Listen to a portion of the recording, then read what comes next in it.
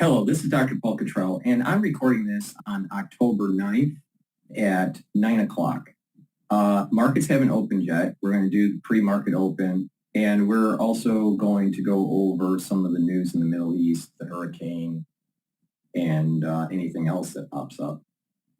Yeah, a lot of times things pop up that you didn't plan in terms of the news. So please make sure you subscribe to all my channels. I'm trying a new format out, so please help support my work by making sure you follow the channels. I have 4 channels on YouTube. I have Brighteon, Bitchute, and Rumble. In addition, you can follow me on X and on GETTR. I have 2 X feeds. One is Dr. Cottrell, and the other is the Studio-Reykjavik. So please follow me on all those means. I have thousands of videos for free. So it is through the support of your donations that allows me to do this. So please help support my work by donating on my website, the-studio-reykjavik.com. You can donate through Stripe, PayPal, or Buy Me a Coffee.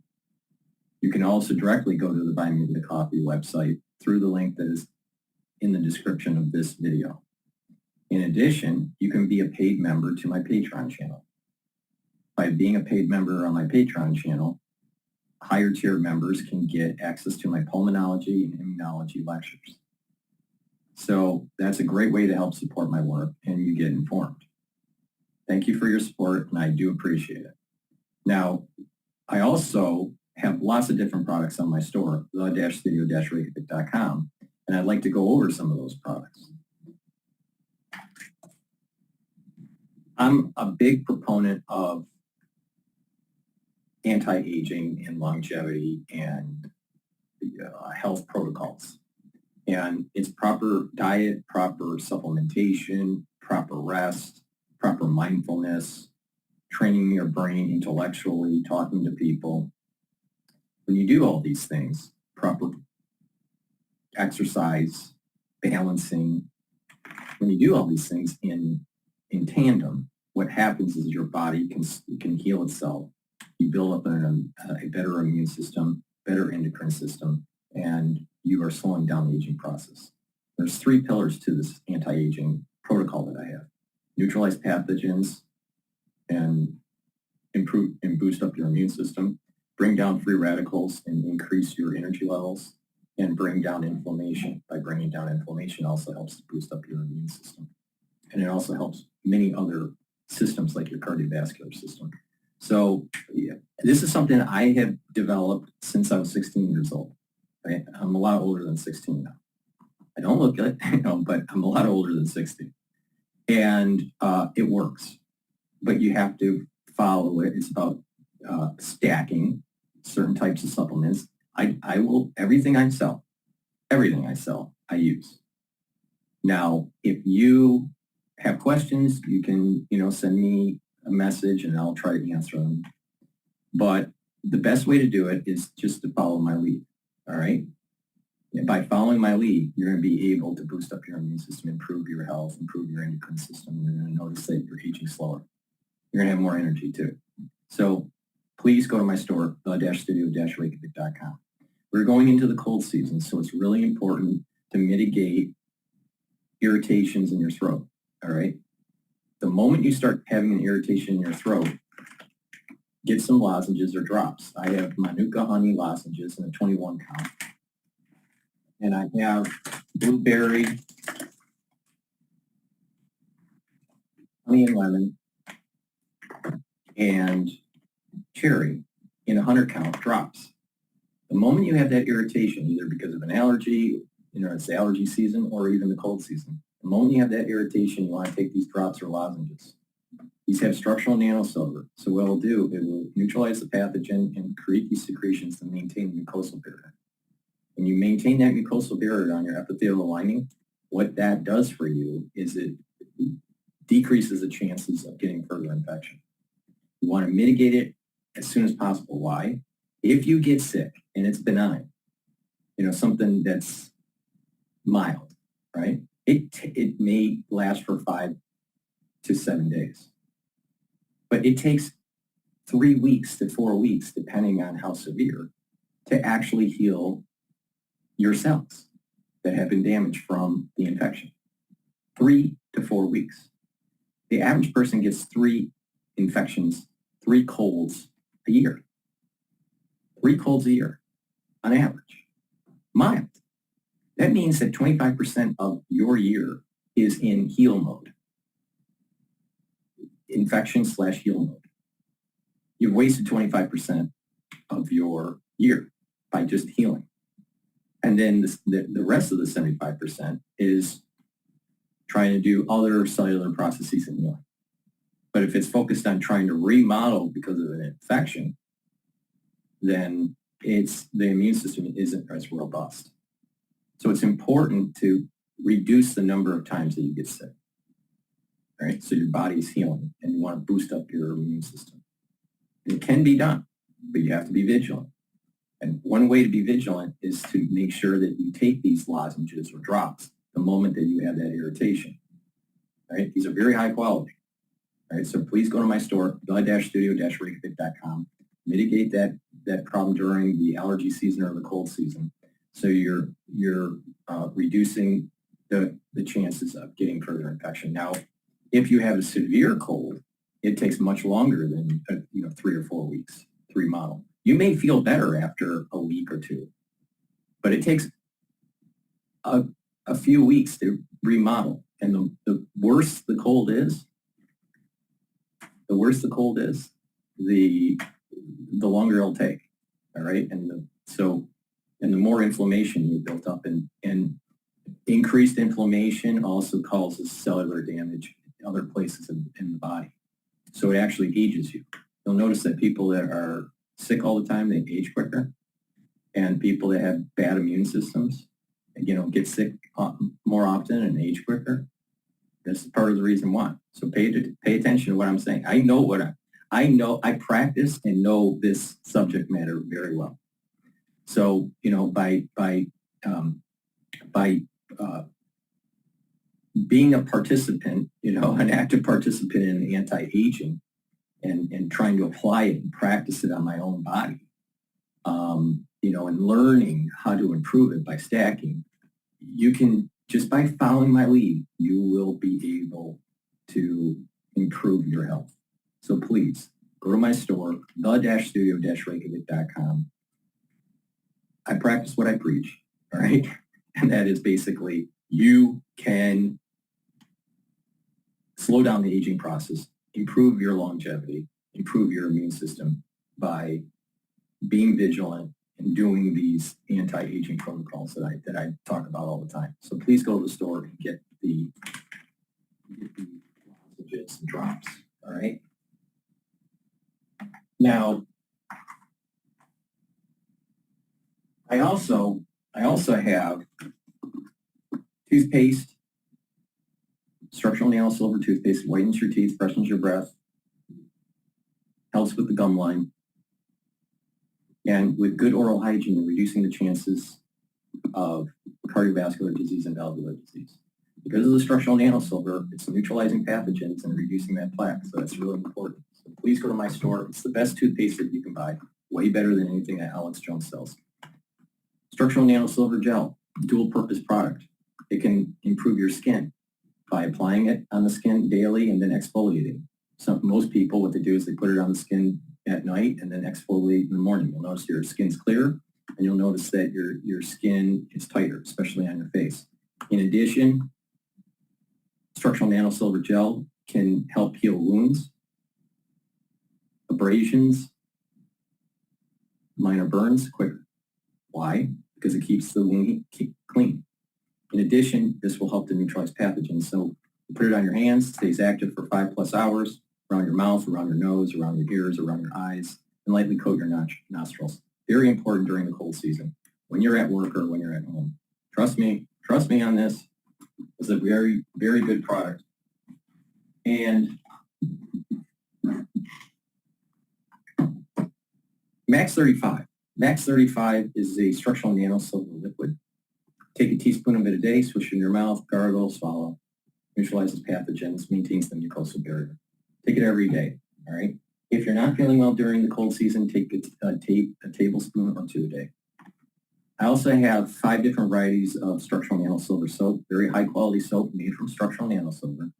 All right. The 2 that I have in my hand are the lemongrass and the charcoal tea tree, but I have peppermint and oatmeal spice and the one other one. And these are very high quality. Get a couple bars for your household. They're way better than Dove. Dove has all those chemicals in it. You don't want to do that. The whole idea is to detoxify your body. So please go to my store, the-studio-reykjavik.com. Now, what I want to do is I want to just drop into Al Jazeera. This will be very fluid. I'm going to drop into Al Jazeera, and then I want to go to an interview that the Sun did with an ex-official intelligence officer.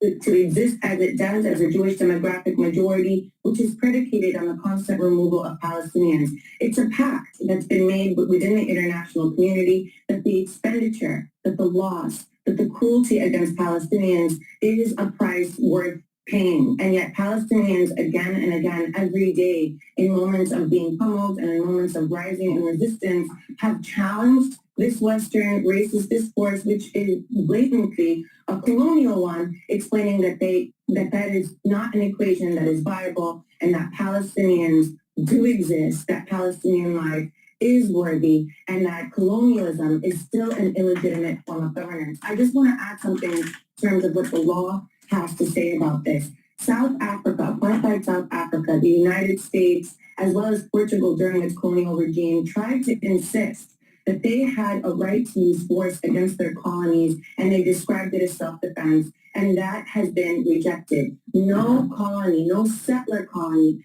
has the right to use force in order to maintain its territorial holdings, and that is precisely what we're seeing right now. The problem is that colonialism has been made invisible to people so that they don't understand what it is and they don't have the language to use it. And so much of the activism and the scholarship and the work of this past year has been to illuminate that to the world, that we are not in a post-colonial order, but that we continue to exist under colonial regimes.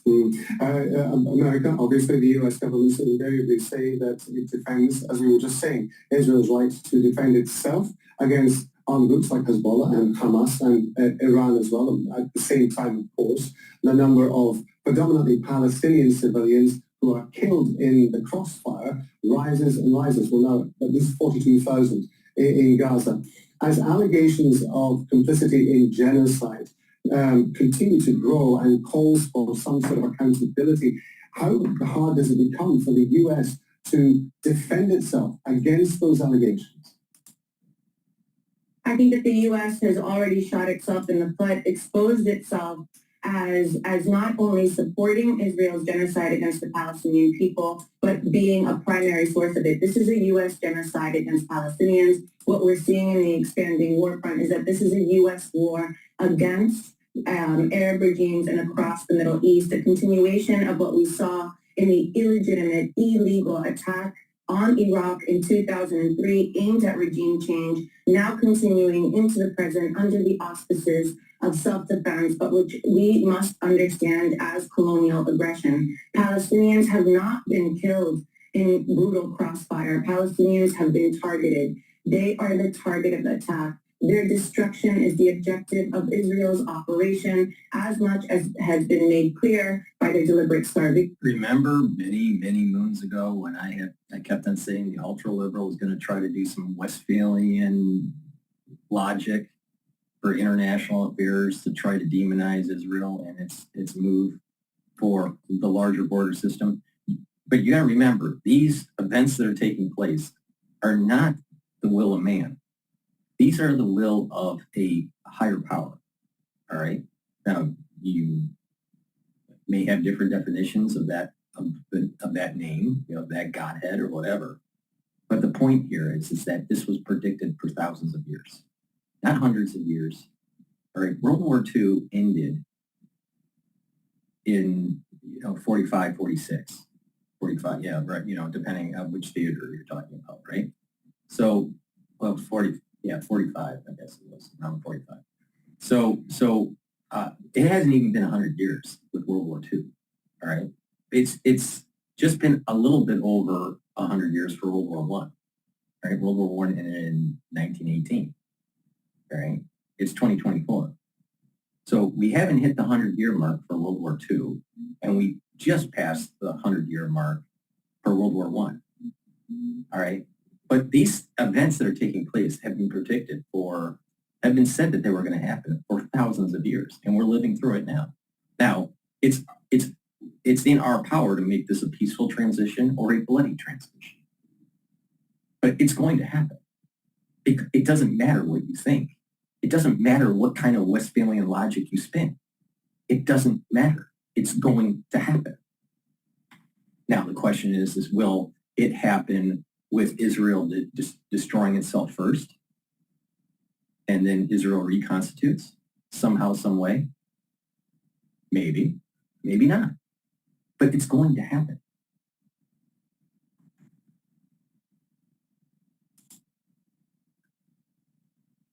And the attack on their residential buildings, the decapitation of their hospitals so that they cannot even be treated, the denial of safe quarter, the sniping of children twice in the head, as we've been told, and the continuing strangulation. And so the first and primary objective must be to end the genocide and then to exact accountability for it. So when we say never again, it means never again for anybody and not just those who exist within European society.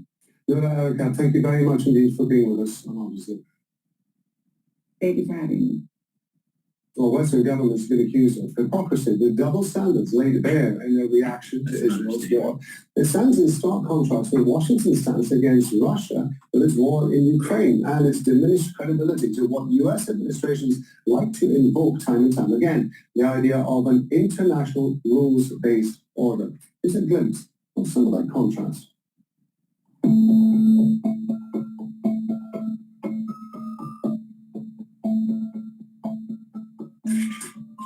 So we have made clear that there have been atrocities committed by Russian forces, that we support a range of international investigations into Russia's atrocities in Ukraine, including the one conducted by the ICC. The United States fundamentally rejects the announcement today from the prosecutor of the International Criminal Court that he is applying for arrest warrants for senior Israeli officials together with warrants for Hamas terrorists. I believe most of us share many of the same goals. First and foremost, we want to see an immediate and sustained ceasefire. Will those in favor of the draft resolution raise their hand? Abstention.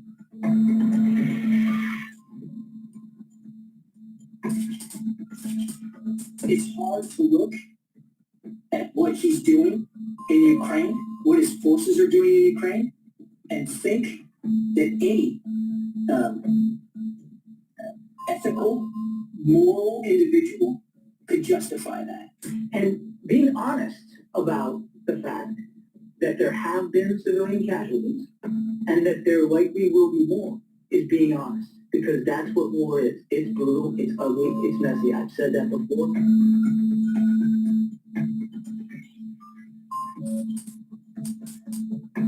All right. Now, Yesterday, President Biden said that, in his opinion, all right. I want to play the Sun interview. I thought this was interesting and insightful here. But it has a bias. This time is not going to be symbolic. This time I would anticipate that the Israeli response will be much more robust. Hi, Eddie. Thank you so much for joining the call. Very much appreciate it. I was just wondering, if you could tell me a little bit about yourself, who you are and what you do. Yes, my name is Avi Melamed. I'm a former Israeli intelligence official and senior official on armed affairs. I'm the founder of Inside the Middle East Institute, providing apolitical, non-partisan education about the Middle East. Just talking about the Iranian strikes, can you just talk to me about, what you thought when that happened? Were you surprised? What do you think about those strikes? Look, we have to look at it in the wide context of what has been going on in the region in the last year, but even before the last year, for the last couple of decades. To make a long story short, the Iranian regime is trying to position itself as the superpower in the Middle East, and to that extent, it has created a network of armies of terror called the Axis of Resistance. That includes organizations like Hezbollah, Hamas, and Islamic Jihad, and others. In the last year, following Hamas' attack on Israel on October 7, Israel fight back and damage seriously those proxies of the Iranians. For the Iranian regime, this is a bad news. And particularly in the Middle East, and particularly in the last couple of weeks when Israel was smashing Hezbollah, the most significant proxy of the Iranians, to the point the Arab world started to mock Iran and its proxies. Mm-hmm. For the Iranian regime, and like any other player in the Middle East, sometimes the image of deterrence is not less significant than deterrence itself. So at this point, the Iranian regime finds itself in a place where it basically felt that it has to launch this attack in order to try to restore its declining deterrence image. And because for the Iranian regime, if it's going to be viewed as weak, as it's being viewed across the Middle East today, this is something that could endanger the endurance of that regime. Mm. That's their decision to attack. And also, how will Iran be feeling with, Israel deciding to invade Lebanon in order to, attack Hezbollah? Already by now, the Iranians are very embarrassed because what happened to Hezbollah. The elimination of the leader of Hezbollah, Hassan Nasrallah, and all the military commanders of Hezbollah, the sophisticated attack on the beaters, and endlessly attacks of Israel that basically charged Hezbollah heavy prices. For the Iranians, in the discussion in the Middle East, many people in the Middle East are basically saying that Iran has thrown under the bus its proxies, Hamas and Hezbollah.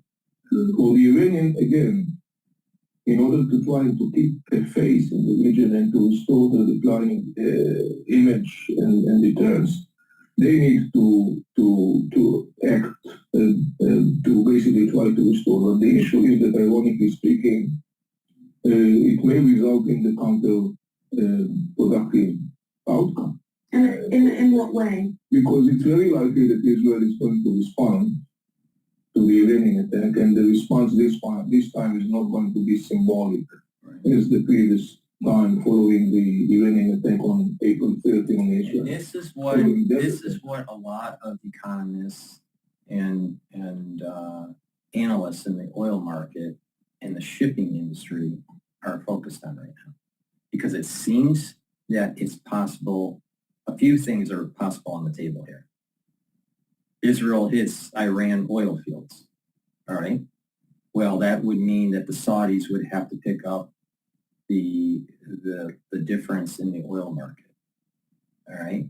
But, and a lot of that oil is going to China, right? The Iranian oil. So China is going to put some pressure on the United States to solve this problem. In addition, it seems as though Saudi Arabia might be making deals with China. I have to confirm that for oil export. Now, the retaliation could be that Iran mines the straits, so Saudis can't move their oil. Well, then you're talking about, I don't know, 9 million barrels of oil a day, 10 million barrels of oil a day, not being able to feed the international market. And so oil prices will skyrocket. Oil prices will go up, at least short term, with just a strike on the oil fields in Iran. But if the straits are mined or attacked and ships can't get through, oil tankers can't get through, there's going to be major appreciation in the oil market. And the United States is going to have to go in. All right. So right now oil is trading at about 72 something, 72, 73. all right, for WTI, all right? It was trading at 78 just a couple days ago, so it's been going down a little bit. Now, that could be the news coming from China that their economy sucks, right? And their demand for oil is going to be going down. So that's bringing down the price. So the economy isn't going to be as robust in China, but you have this potentiality of the straits to being mined or the tankers to be blown up by Iran or the Houthis. So that will raise the price. And if Iran decides to knock out oil fields, or oil, reserves that are above ground in Saudi Arabia, you're talking about, many months of being able to fix that. All right. Or it could be down for a year. Who knows? Depends on how much the damage is. If it's somewhat benign, it may be just a couple months. But if it's something major, it may be a year. So it depends. And so this can really escalate to maybe $5 or $10 a barrel more. So it's trading at 72. It peaked at 78 during this recent crisis. So I was figuring around 80 or 85 for WTI and 85 to 90 for Brent. All right. But if you're talking about mining the straits, knocking out tankers, or destroying oil fields in Saudi Arabia, you're talking $100, $120 a barrel in WTI, and maybe 130 in Brent, or 140 in Brent. So it could be a big problem. And the United States, if you're listening and you're a pacifist, and just imagine the acceleration of activity by the United States if oil appreciates that fast, and that there can't be a movement of goods, especially oil product, through those straits. Iran will be knocked out, 100%. So, be careful what you wish for in terms of being a pacifist, because by being a pacifist, Iran's going to say, well, the United States isn't going to do anything. Most of the people in the United States are pacifists. We're just going to knock out some oil wells. Big deal. No one's going to hit us. Well, we lost the deterrence. Pacifism leads to enemies feeling emboldened to do things. So you have to make sure that you maintain deterrence. This is a really important international concept. All right? We lose the deterrence factor if we're not willing to engage, and if we allow Iran to go nuclear.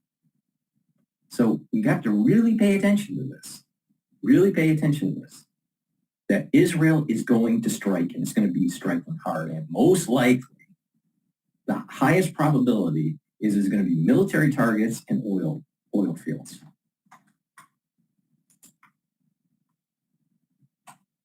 Israel kind of responded in a very symbolic way. This time, I would anticipate that the Israeli response will be much more robust and much more visible. And for the Iranian regime, the scenario that is very likely to happen, where the whole Middle East will see one day, sometime, the damage that Israel has been inflicting in Iran. When you see it in the Middle East, that has an enormous ripple effect. And so in that sense, I mean, if the Iranian regime is going to be severely attacked by Israel, and it's going to lose strategic assets, and it's going to be very visible and very visual, the main of it is that the Iranian regime launched an attack on Israel, hoping to restore its declining deterrence image, but actually what happened in the end is that it's kind of come across as very vulnerable and very weak. Yeah. And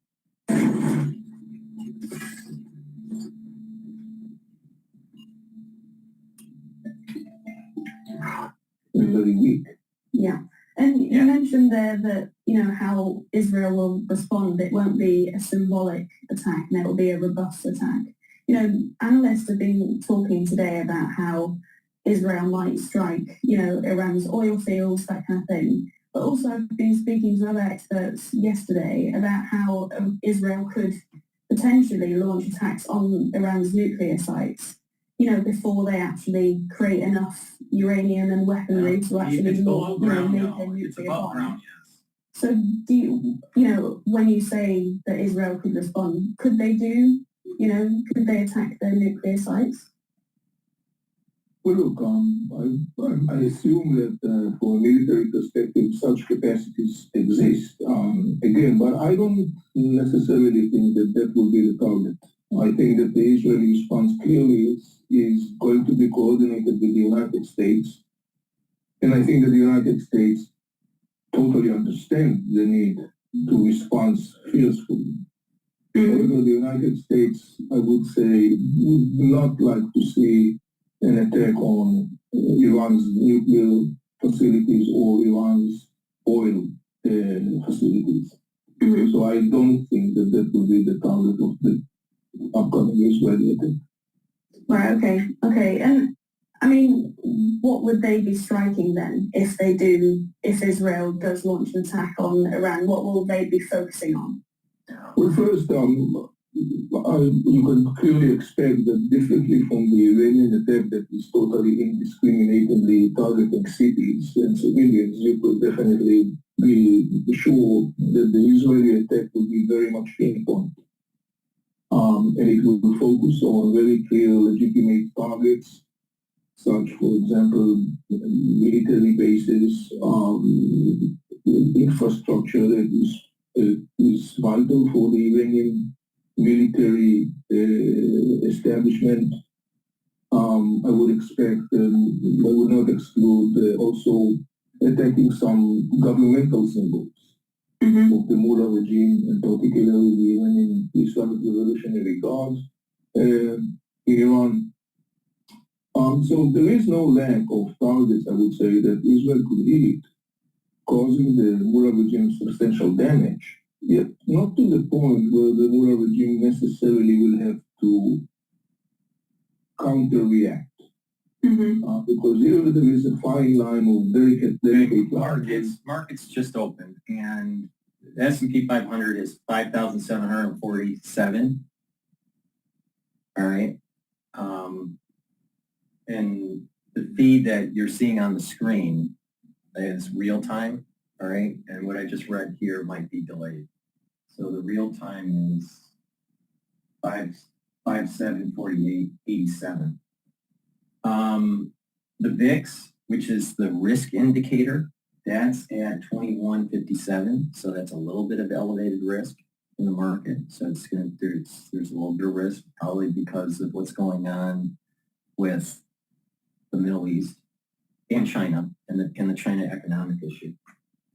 The Euro USD is at 1.095 and oil is trading at 72. So we have a decline in oil prices right now. Now, let's continue with the Sun interview here. To the United States and also to Israel and the region that an Israeli response is inevitable. It should take place. The question is, what kind of a response would it be that on the one hand will send a shocking message to the Iranian regime, that will send a shocking message across the region, but yet at the same time will not inevitably will not lead in an inevitable way to further escalation of the tensions. And that must be a very difficult, game to play in terms of not going too far, but going far enough. And you mentioned there that they might strike the military, infrastructure. Can you just expand what you mean by military infrastructure for our readers? It could be missiles based, it could be bases of IRGC, it could be drone factories, it could be anything that has to do with military activities. Yeah. And It's so annoying. Yeah. That, Yep. Some of those things will be like we've gone through the targets today. Just talking kind of more generally about Iran and I then don't like the way she introduced the guy. Please go to my store, the-studio-reykjavik.com, and get the collagen peptides. There's a scooper in here, and you mix it with water or with food, all right? Sometimes people mix it with milk. You get a great amino acid profile, all right? What this basically does is that it helps to build bone, tendons, ligaments, cartilage, all right? But also skin. It also improves your skin.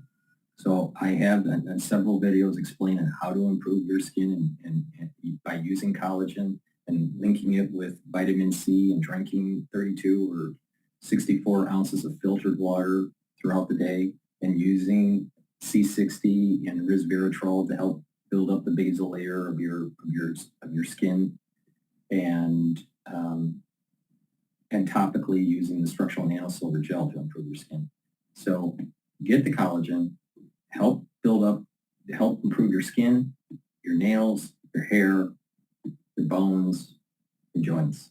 Really important, all right? Please go to my store, the-studio-reykjavik.com, and get the collagen peptides. This is a great buy.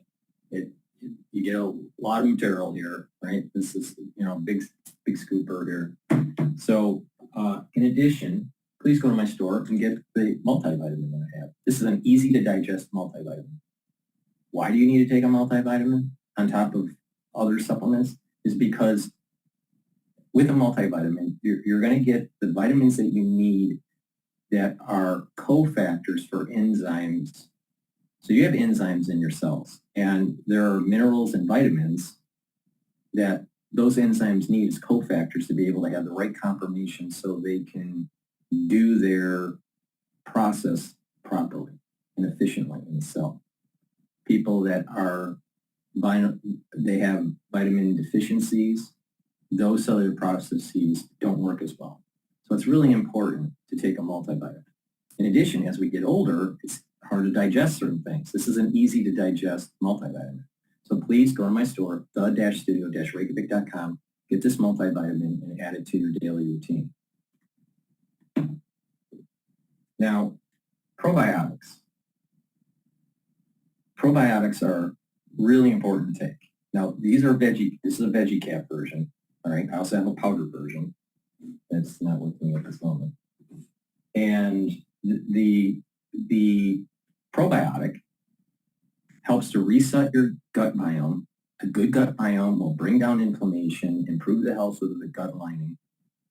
Having a good gut lining means that you have a better immune system because your immune system is, you have bacteria colonies and stuff in that mucosal layer. You have IgAs, which are a type of antibody in that mucosal layer. And that helps to keep the health of your gut. But if that barrier is reduced, you have less IgAs, you have less good bacterial colonies within your gut, you digest poorly, you get leaky gut syndrome, and in addition, you can cause DNA damage in the cell lining of your gut. Well, when that happens, you build up DNA damage, it may go cancerous and get polyps and tumors, all right? So you don't want that, all right? Trust me, you don't want that. So you need a good gut biome. In addition, a good gut biome will allow for proper absorption of nutrients and metabolism. Your body needs to work in conjunction with your gut and your liver. They need to communicate.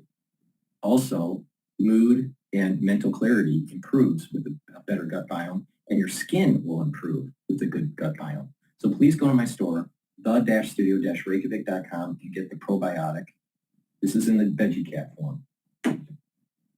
And lastly, it's important to take a vitamin B complex supplement. Why? Well, you need good, healthy mitochondria. The first 5 B vitamins, B1 through B5, help with the electron transport chain of your mitochondria. All right, that's where you build that ATP, where you get that energy source that your cells need. All right.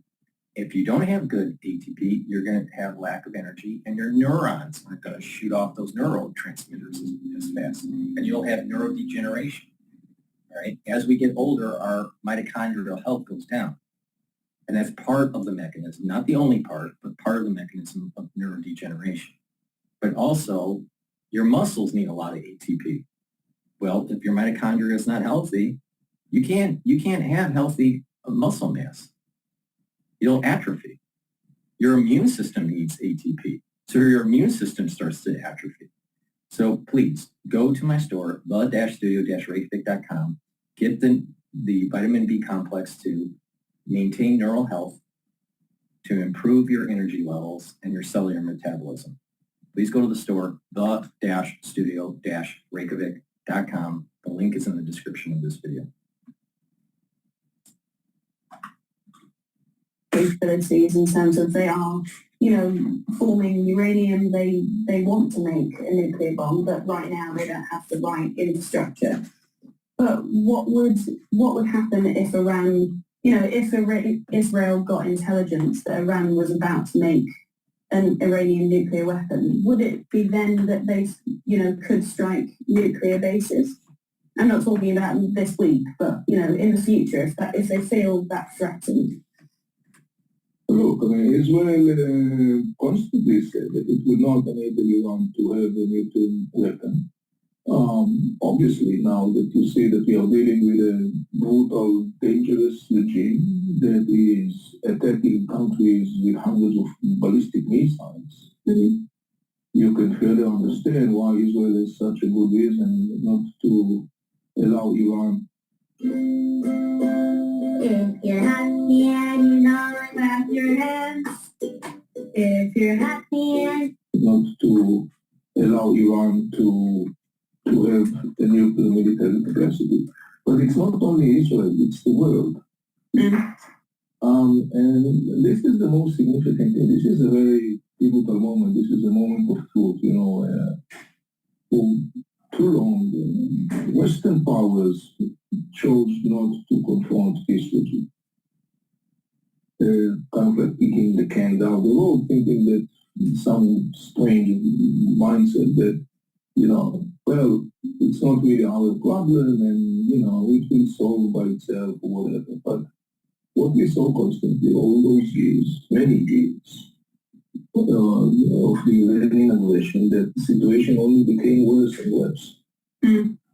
And it goes back to a very simple lesson that, every person that still has functioning mind knows if you don't deal with the bully when it's little, you will have to deal with the bully when it's big. If Israel does retaliate in a strong response, as you said, what would happen then? What is the worst case scenario? Could there be a war between global powers eventually? Of course. Is that, one of your fears? Could that happen? I tell you, Well, look, it's definitely a possible scenario, but not necessarily an inevitable one. But again, we are witnessing a situation where it has the potential to further escalate. And I wouldn't go into the place of, some people are talking about it as a global war, WW3. I wouldn't necessarily go there. But I would definitely say that he's wrong. assuming there is going to The be... reason why it could be, is it inevitable that it'll be World War III? No. Is it inevitable that Iran's getting knocked out? Yes. Is it inevitable that it's World War III? No. The problem comes in is that what's going on in that region could cause a perturbation in Asia where it will go World War III. All right? And a great way to do that is to knock out the oil wells in Saudi Arabia by Iran. And this could escalate much farther. Now, this is the reason why I kept on saying everyone in the world is being judged. And some people are going to be blessed Some people are going to be cursed. And it's not as simple as just blessed and cursed. Sometimes you're getting cursed first and then you get blessed, and sometimes you get blessed first and then you get cursed. But we're going to be making decisions, and if we make the wrong decision, and in America, for example, because the whole world is being judged at the nation level and at the individual level. If you're a pacifist and you're not focusing on knocking out Hamas, Hezbollah, and Iran, you will be cursed. This nation will be cursed economically, in industrial capacity, and Mother Nature issues, internal strife within our politics, the battle between conservatives and liberals, an erosion of our government pillars like the legislative branch, the executive branch, and the judicial branch. A lot of things can happen. And a lot of Americans don't realize that America has been blessed for many years. Yes, of course, we are hardworking, right? But the thing is that it's through blessing that we have been able to be so prosperous. And we're a very fortunate nation. But that doesn't mean it lasts forever. And the way we handle things may take away that blessing. And I think people would change really quick.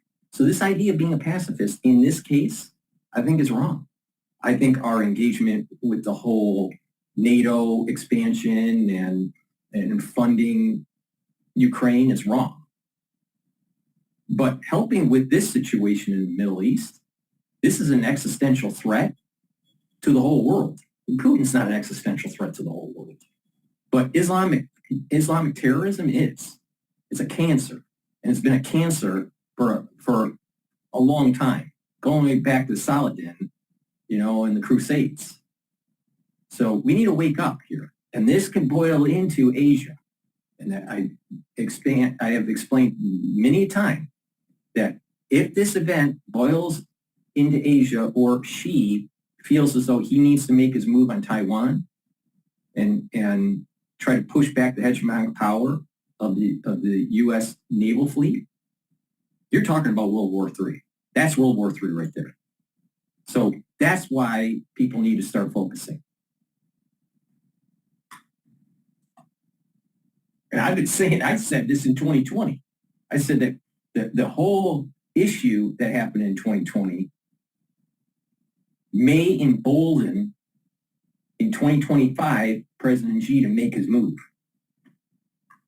And we're just looking at conventional warfare right now. Just imagine what happens with unconventional warfare, biologics, chemical, radiological, maybe even weather. Who knows? Response. Then the ball will be at the court of the language. And following that, the Iranian regime decision how to react to assumingly upcoming Israeli response would, to a large extent, dictate the trajectory down the road, and particularly in the context of the United States role. Because if we will find ourselves in a scenario of a wide open war between Israel and Iran, the United States will have to step in. And so that will be a situation where the calculations have to be meticulously done by all the sides involved, and particularly by the Iranian regime. Because the Iranian regime is very vulnerable in many ways, and Israel, let alone the United States, could simply hit that regime to the point it will collapse. If there will be, and I don't think that will be the case in the upcoming Israeli response, but if there will be an attack on the Iranian regime oil infrastructure and some other strategic infrastructure. And that would definitely would result in a generated process, a reactive process that will lead to the downfall of this region. And you mentioned there that, you know, Iran is vulnerable. How is Iran vulnerable? Just expand on that point. Now, I'm sure Ritter, if he was, you know, watching this guy talk, he would just say, well, he's just propaganda for Israel. I'm telling you, Scott Ritter is wrong about what's happening. He's right about what's happening in Europe. He's wrong with what's happening in the Middle East and this forward assault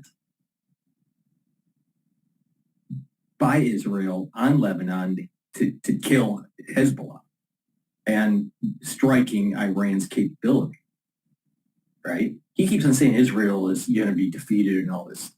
I don't think that's going to be the case. I really don't think that's the case. He's been pretty accurate with what's going on in Europe. And maybe that's, you know, maybe that's his shtick. I don't know. But the thing is, he seems to be awfully wrong on Israel.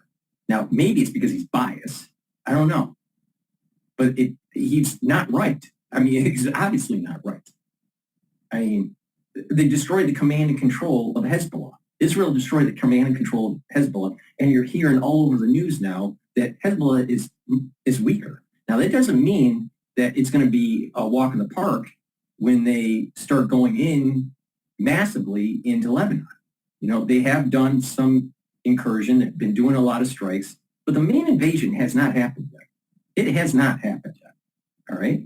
So, yeah, I'm a little surprised that it hasn't yet. But the thing is, it probably will happen after Sukkot, which is going to be around October 23rd, October 24th. All right. So that's when I think the big assault is going to happen. But in the interim, there may be some situation with Israel and Iran may hit Tel Aviv. But it gets to the point that you got again, even in Israel, there's curses.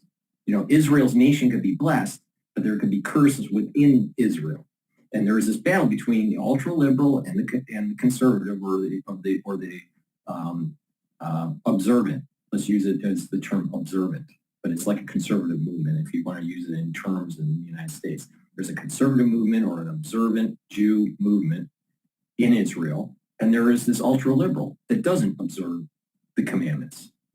All right? They're non-observant Jews. They're pseudo-intellectuals that believe in some Westphalian bullshit. All right. Now, you know, they're that typical New Yorker that should, you know, reads the New York Times and then thinks they're an intellectual. Reading the New York Times doesn't make you an intellectual. So these ultra liberals are given a chance, and on Friday is when Yom Kippur starts. They're given a chance to repent and to make good and move towards observance. They don't have to be Orthodox, but at least do something and stop being such a crazy fuck.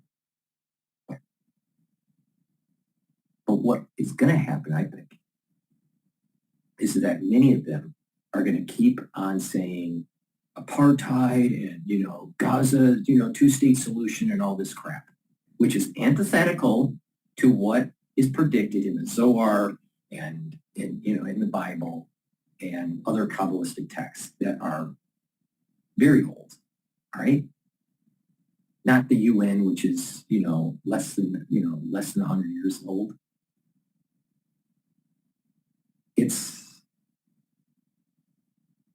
These texts are where it's at, all right? They're telling you what's going to happen. Now, it doesn't give you like the exact detail. Again, Israel may be cursed to the point where it's actually absolutely destroyed.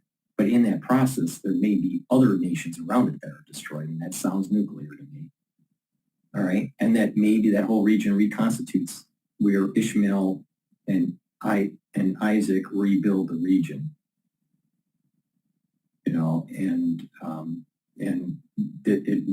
It goes to those biblical times. Maybe there needs to be a major purge of the people in all of the nations, including Israel, for this to happen. I don't know. I do know this, that Israeli borders are going to the biblical time borders. That's going to happen. No doubt in my mind. Now, it seems that what Netanyahu is doing is going to lead to a larger conflict in that region that will bring other nations involved, the United States involved, and it will change the power dynamic in that region, where there will be a larger border system that goes back to what is circumscribed in Numbers in Ezekiel. And then you're talking about bringing down the Dome of the Rock and rebuilding the temple. Now, that doesn't mean it's going to happen tomorrow, but it may happen in 10 years, 20 years, 30 years. This is a step process. And we're not sure if there's going to be a nuclear exchange, which is possible. So maybe there's a nuclear exchange and 50 years or 100 years later, there's a reconstitution of Saudi Arabia and Israel. Who knows? But a nuclear detonation in a major oil region causes a big problem, all right? Because it's really going to be hard to put radiation gasoline in your car, all right? The whole dynamic of the world is going to change, totally change. So was it better to be a pacifist, or was it better to be proactive and knock out Iran, Hezbollah, and Hamas? Now do you understand the wisdom of the Rebbe? Because what the Rebbe told Netanyahu in the early 80s, what not to do to be successful, is what Israel did. They didn't follow. Hold on, I gotta plug this in. They didn't follow what the Rebbe warned them. They didn't follow in the 80s, the 90s, the 2000s, the 2010s, the 2020s, and they failed. Now they have a chance. Now what's amazing is how the Rebbe knew that it was Netanyahu that was going to make this move. Yet he talked to him when he was a UN representative in the early 80s. Now figure that one out. You're talking about someone that saw something happen 40 years before it happened. Now, do you think Ritter is more accurate, or do you think the Rebbe is more accurate? Because I'm pretty sure the Rebbe is much smarter than Ritter.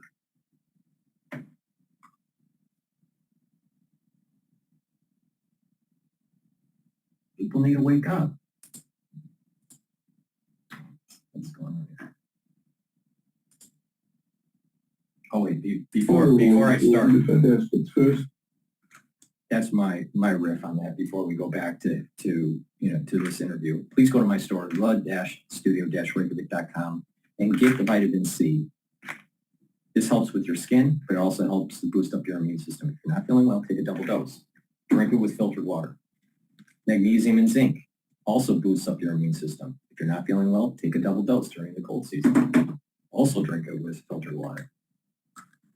Resveratrol helps to get rid of senescent cells. It's an antioxidant, and it helps with mitochondrial health. It's synergistic with C60 and other supplements that I mentioned that help to boost up your mitochondrial health. So please go to my store and get the resveratrol. I've been taking resveratrol for decades. Omega-3. This is a dual-purpose product. How? It'll bring down your LDL and HDL levels. It'll bring down your HDL levels and it'll bring down your LDL levels and it'll bring down your LDL levels and increase your HDL levels. All right, so omega-3 will improve your lipid profile. Brings down your bad cholesterol, increases your good cholesterol. All right. Omega-3 also helps to prevent your red blood cells from sticking.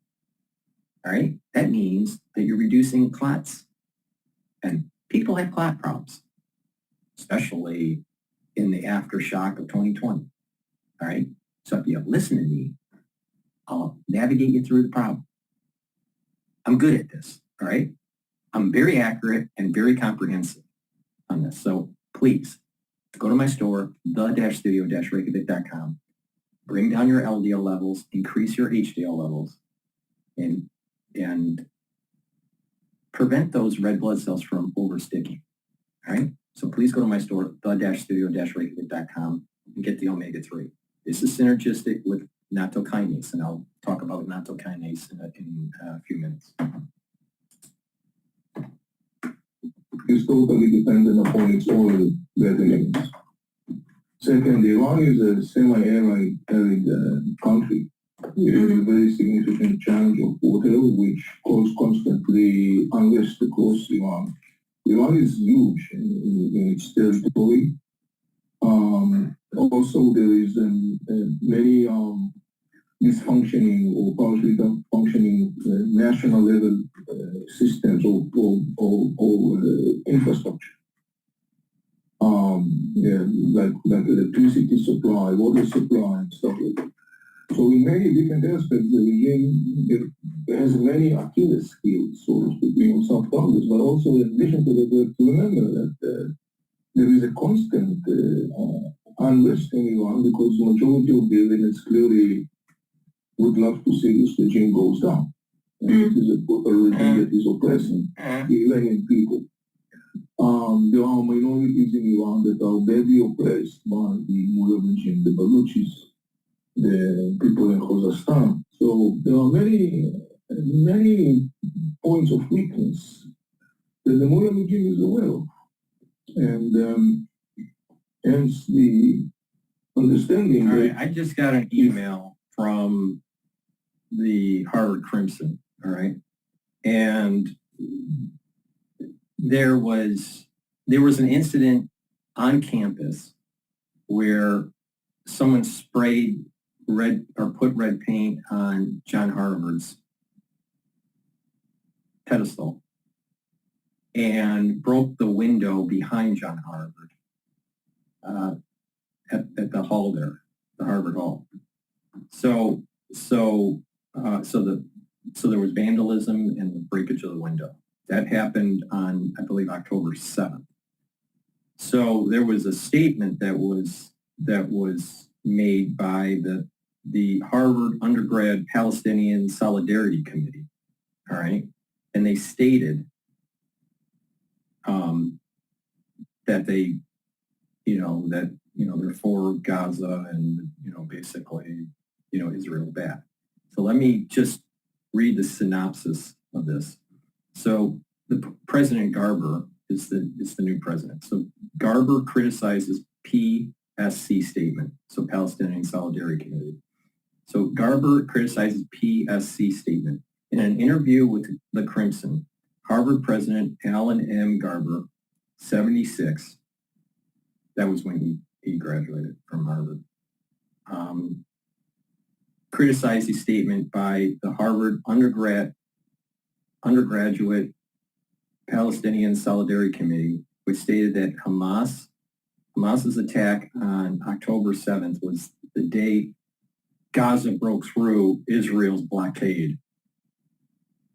Though he described it as offensive, Garber said he would not issue a university response to the PSC's statement.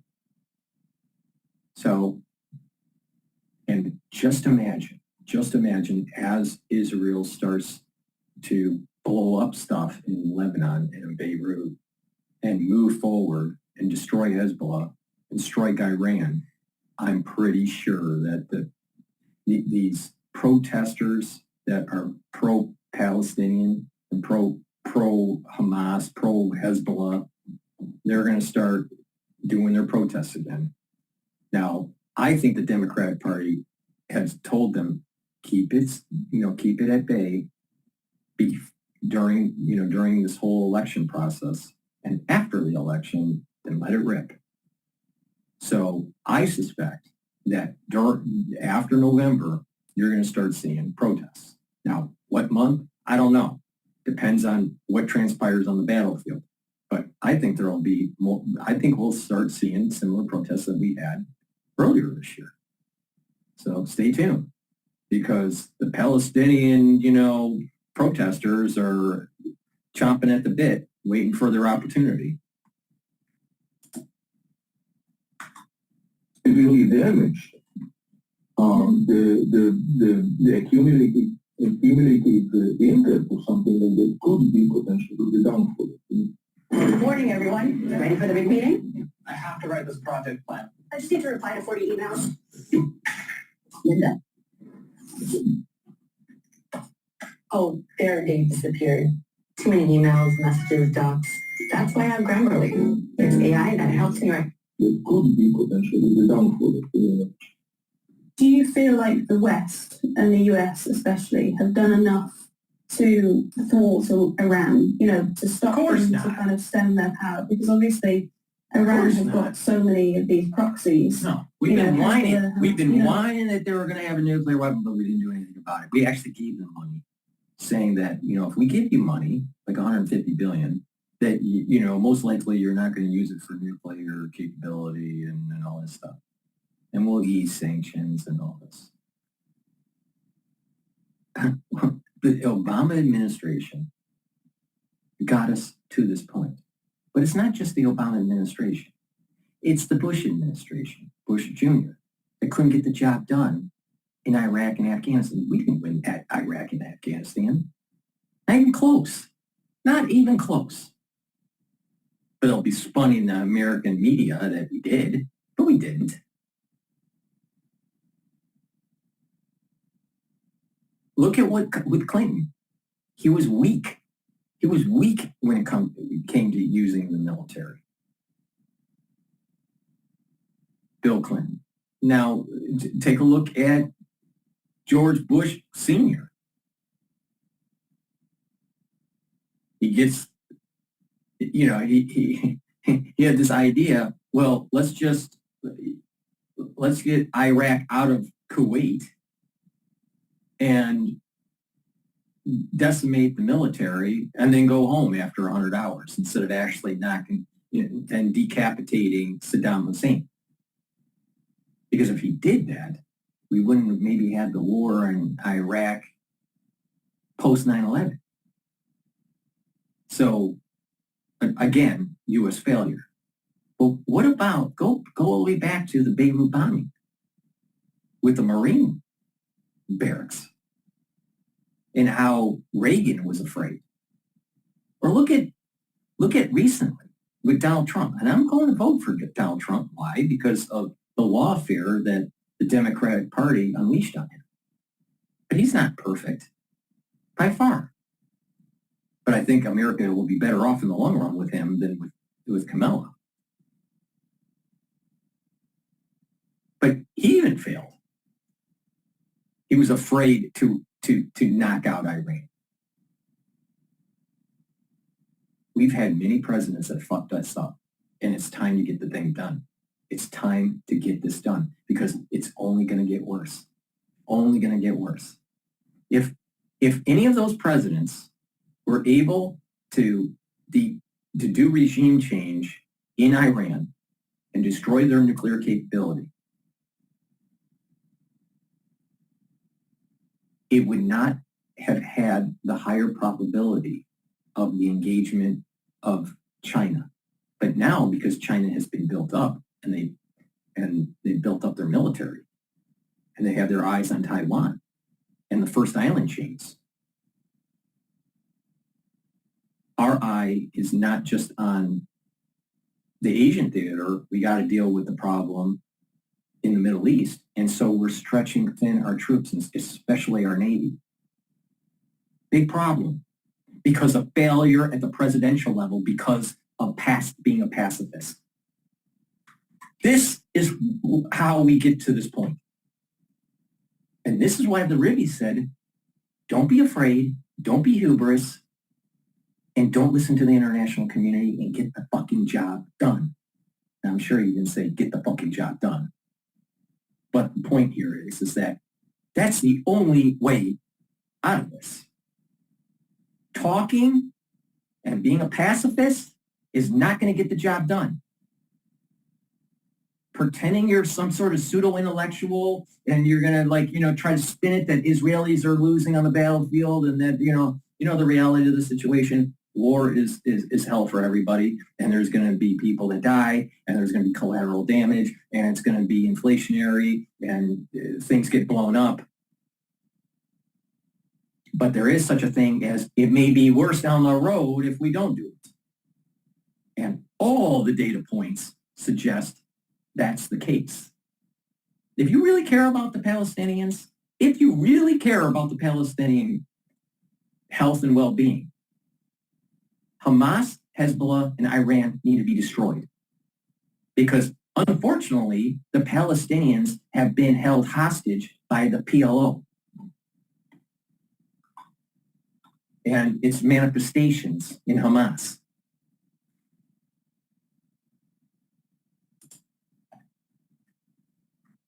So many proxies that, is in their pay pocket. Do you think that the US and West have done enough? Well, when you see the reality on the ground, in particular what's happening right now in the Middle East, the answer is very clear. The answer is no. Mm-hmm. Yes. And how does that make you feel? So, as a professional analyst, and I have been for years warning about that. In fact, in my most recent book, Inside the Middle East, Entering a New Era, that was published in 2022, I specifically portrayed that scenario that we see today. And I was very clearly indicating that the road leads there. It is very unfortunate and very frustrating to see that policymakers in the West, for whatever the reason, chosen not to confront this enormously alarming reality. And there are different reasons for that. The bottom line, but in the end of the day, is going back to the whole issue of the lessons that we should take from the situation. And the lesson is, again, it's a lesson that we kind of like a little bit the West has forgotten. A pissing, brutal regime doesn't end well. And there is a time where you need to stand and confront such a regime, because if you fail to do that, the price involved is going to be much higher, including for you, meaning the person or the factor that wants to restrain that brutal regime. But it's very clear that there has been unwillingness of Western power to seriously confront them. And when you say confront the regime, what actually needs to be done? What needs to be done to bring down Tehran? There should be a very tight sanctions with no alleviation or any concession of any sort. Tightening the sanctions, suffocating sanctions, non-compromising diplomatic boycott all across the board in every possible aspect. In other words, using relentlessly every possible non-military handle of pressure. And make it clear to the Iranian regime that the military option is real. And if the Iranian regime wants to survive somehow, it has to comply with what the world is saying. It's never going to go. That's why it needs to be destroyed. The interests of the international community. But the Western policymakers clearly failed to do that. And with the invasion of Lebanon, that decision by Israel, what is their end game now? What are they, what are Israel wanting to do now? What's their end game? The end game is to enable Israeli citizens who live in North Israel. The military and even Netanyahu, it wants to create a security bubble that allows them to have people move back into their dwellings in the northern front, into the Golan Heights area. and also, I think also purge the West Bank. Now, how many years of purging, I don't know. So there is kind of like a movement of getting the Palestinians out of the West Bank, maybe into Gaza, and securing the northern front. Now, the northern front, securing the northern front, if Hezbollah and Hamas is destroyed, and Iran doesn't have a long-arm proxy, so Israel most likely needs to also knock out the Houthis. And again, the Yemenites are not friends with the Saudis. The Saudis don't like Yemen, so the Saudis might get involved in this. So the point here is that Israel is moving to neutralize the ability of Hamas and Hezbollah to shoot the rockets. But that sets the stage for purging of Palestinians out of the West Bank and a further border control or further land control by Israel. But I think what's going to happen is that as they're doing this, it creates such additional conflict in the region that other nations are going to be involved. Turkey, Syria, Iraq, Iran, Yemen, Saudi Arabia, Egypt, Jordan, all these countries, United States, UK, there's going to be a lot of countries that are going to be involved in this. And that border is, some of the Israel's border is going to be lost and some of it is going to be gained. But what is going to be weird about this is that I think that this conflict is going to move the borders to biblical circumscribed borders. That these borders, these modern borders that we have, are going to actually snap to, emerge, move towards biblical borders. That means some land is actually going to be lost by Israel, and a lot of land gained by Israel. So that's my take on it. Now, I could be wrong, and it may take many decades for this to happen. But there's a short-term and long-term. The short-term is that the military is looking to neutralize the rocket launches, and that means eliminating Hamas and Hezbollah and eliminating Iran's capability of financing terror. All right? So that means that they need to neutralize Yemen, too, through the Houthis. Longer term is that there's going to be this push for controlling Jerusalem and controlling the West Bank, which is going to add more conflict and more strife in the region. Now, if they really go at it with Iran, this may speed up really quick, and there's so much activity going on against Israel and all these other nations that you literally have a major war. I mean, not just a war between two small nations, like Lebanon and Israel, but a major war that involves all actors in that region. That probably would spill over to other areas of the world, especially Asia.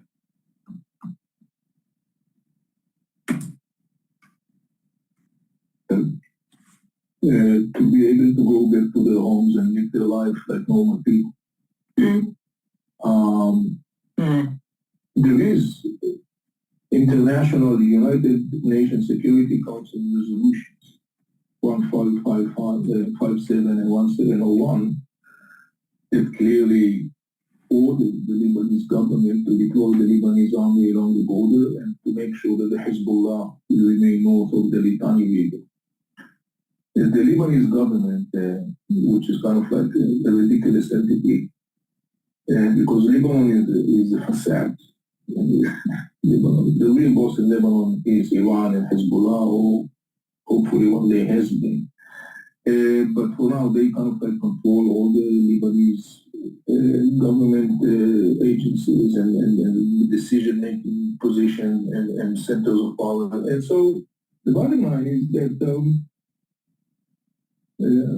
because of the failure of the state called Lebanon, because of the takeover of Lebanon by Iran and the Hezbollah, Israel has the one that has to pay the price for that. This is unacceptable and inconsiderate. There is no reason why Israeli citizens should pay for the incompetence and corruption of the inner political system in Lebanon. And if that system cannot make sure that its neighbor from the south, namely Israel, will have the right to live calmly and peacefully, then Israel has to act in order to make it happen. So the end goal here is very clear. To create conditions that will enable Israeli civilians. There are some 60 or 70,000 Israeli citizens that became refugees because of the Hezbollah's attack on Israel. And to enable those people to go back to their homes, to their communities, to restore their lives, and so on. And the only way to do that, since, as I said before, no one is imposing resolutions of the Security Council, Israel has no other choice but to do it itself. And it has to be done militarily because there is no other. How will Hezbollah be feeling, since the invasion of Lebanon? Look, the Hezbollah now in a very dire situation. It has been severely beaten. For many years, the Hezbollah basically built itself not only as a Lebanese superpower, but as a regional superpower. The Hezbollah is involved in other arenas, in Syria, in Iraq, in Yemen. It became the cornerstone of the Iranian regime. This is why this whole web of Islamic terror, and the seeds of it are in the PLO. It's in Arafat and all this stuff.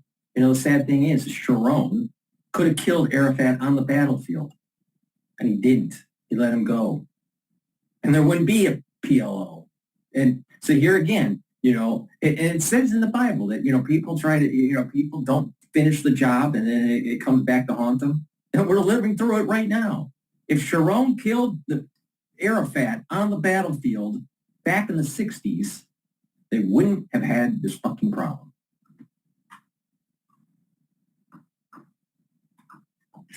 Please go to my store, the-studio-reykjavik.com, and get vitamin D3. Why? It helps to absorb calcium. It is a gene expression cofactor, so that allows for cellular processes to be performed. In addition, it also helps to get rid of apoptosis, or it is used to get rid of cells that need to go into apoptosis. All right? So please go to my store, the-studio-reykjavik.com. Get the vitamin D3. I take this every day. I take 2 soft gels, one in the morning and one in the evening. But based on your BMI, it depends on how much D3 you need. Ashwagandha root. This helps to bring down inflammation. How? Brings down cortisol levels, brings down your glucose levels. And when you do that, it'll reduce that inflammatory response. It'll help with the immune system. Ashwagandha root is synergistic with turmeric. Turmeric is an antioxidant, but it also brings down inflammation. Very important, because Americans are chronically inflamed. If you have a chronically inflamed gut, you're going to have problems. Digestive problems, mucosal layer will be inadequate, you'll get sicker often, and you'll get leaky gut and DNA damage with chronic inflammation. So you want to bring down that inflammation and boost up your immune system. So turmeric is a great way to do it, and it's an antioxidant, so it soaks up free radicals.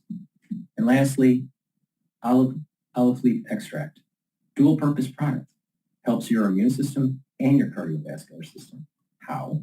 By bringing down inflammation. Are you noticing a theme? Bring down inflammation, neutralize pathogens, soak up free radicals. That's how you get better health. Olive leaf extract helps the immune system by bringing down that inflammatory response. In addition, it'll also help to bring down LDL levels and HDL levels and increase your HDL levels. So it helps to bring down your LDL levels, the bad cholesterol, and helps to increase your good cholesterol, your HDL levels. So by doing that, if you have less LDL, then you have less LDL that can be oxidized. If you have less LDL oxidized, that means you have less plaque buildup. That means you have a better cardiovascular system.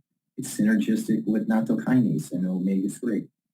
So please go to my store, the-studio-reykjavik.com, improve your immune system and improve your cardiovascular system by taking the olive leaf extract. Realistic vision. And so in the Arab world, which to a large extent loathe Hezbollah, because the involvement of Hezbollah in the war in Syria, because the fact that the Hezbollah kidnapped Lebanon, because the fact that the Hezbollah dragged Lebanon and its people time after time to destruction and death and havoc. In the Arab world, Hezbollah is very much loaded, and so, but it was very much also, they were afraid of Hezbollah, because Hezbollah was really able to position itself as a regional power. So it's no wonder that when Israel smashed so hard the Hezbollah in such a short period of time by taking out all of its leadership, the famous story of the deeper attacks, the hundreds of field commanders of Hezbollah that basically were hunted one after the other by Israel very precisely. In the Arab world, they are celebrating the defeat of the Hezbollah. Not less significant is that in Lebanon, most of the Lebanese resent Hezbollah, loathe Hezbollah. And the Lebanese urged Hezbollah during all this year, do not drag us to this war. This is not our war. Hezbollah, of course, ignored the Lebanese because Hezbollah got used to do whatever Hezbollah in Iran wants to do. All the rest doesn't concern them. So now, when everybody sees Hezbollah lying on the floor, severely damaged, in the Arab world they're talking about it almost in terms like they kind of like compare the Israeli the damage that Israel caused to Hezbollah. They're comparing it to something that is almost equal as to the Israeli triumph in the war in 1967. And so in Lebanon, obviously, as you can imagine, now there is a very strong backwind for the Lebanese. That's very important all those because the warning by the Rebbe started with that whole Yom Kippur War. All right, the war, the Yom Kippur War, the Yom Kippur War was in the 70s. The 69 war, the 67 war was before that, so it's before the Yom Kippur War. But either way, the point here is that the Rebbe warned in the 60s, the 70s, the 80s, the 90s. He dies, all right, in the 90s. So he stopped warning people because he's dead, right? But the thing is that people didn't listen, right? I believe it was 1667 where he told the generals, go to Damascus and show deterrence show force and create deterrence against the Muslims that were fighting against Israel in 67. They didn't do that. They weren't willing to do that. So this problem of being fearful and not listening to advice, saying, if you do these things, there will be a cascade of events that take place that will be positive. If you don't do these things, then there will be a cascade of events that are very negative, and it's going to cause more problems. Now, you can take parables in the Bible that are very, very similar, that people didn't do something, and they had to go through an extraordinary amount of effort to undo, and it cost much more time, money, effort, people's lives, everything, right? We're living through that now. There were things that were supposed to take place in 67 that didn't take place, even though Israel was victorious.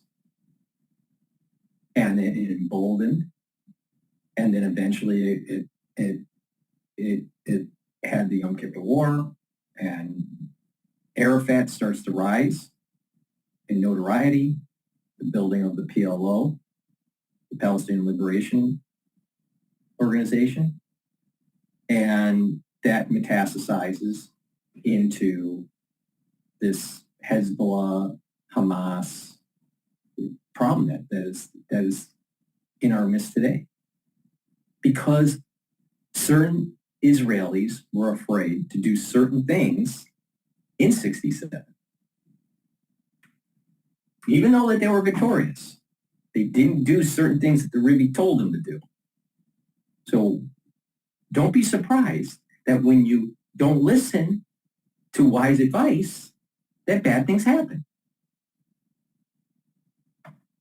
And the wise advice here is get the cancer out before it metastasizes. Make sure Iran doesn't go nuclear. Get rid of theocratic regime in Iran. That is our mission. And anyone that wants to spin it in some Westphalian BS is only kicking the can down the road. We want our country back. We want to restore our Lebanon. We want to restore sovereignty. Our sovereignty was stolen from us, kidnapped, hijacked by the Hezbollah. So definitely right now we are talking, I can see very clearly this picking up, this momentum. Obviously, Hezbollah cannot go back to the October 6th reality of Lebanon, where he was the big boss and that's it. Things have changed. And so one of the interesting things to see will be, of course, how the Hezbollah is going to interact with the inner Lebanese system under the new circumstances.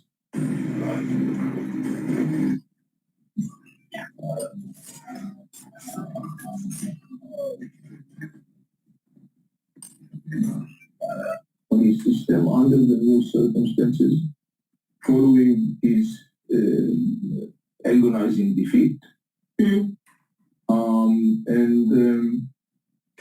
This is one of the major things to follow, because this thing has also a major ripple effect when you look at other areas like Syria, the borders, Lebanon, also the Iraqi arenas.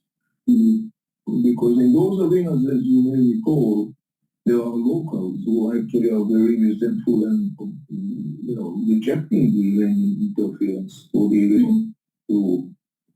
For example, in Syria right now, and it's not a coincidence. One of the things that I've noticed is that now there is some sort of like momentum of the Syrian rebels that are saying now that the Hezbollah has been defeated, now it's our time to resume in a large volume the war against the Iranian proxies in Syria and against Assad regime. Assad himself, interesting enough, is totally silent vis-a-vis what happened to Hezbollah.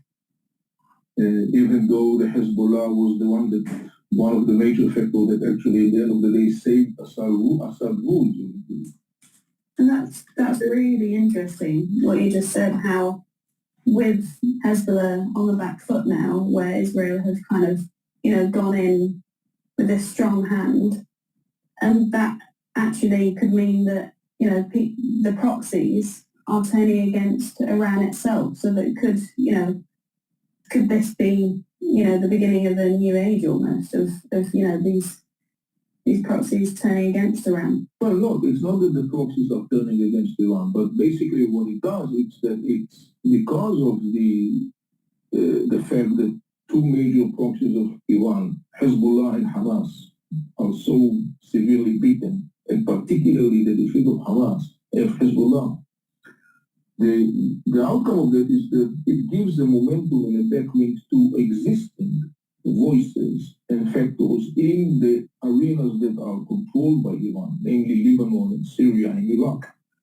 These are factors that are basically constantly reject the Iranian intervention.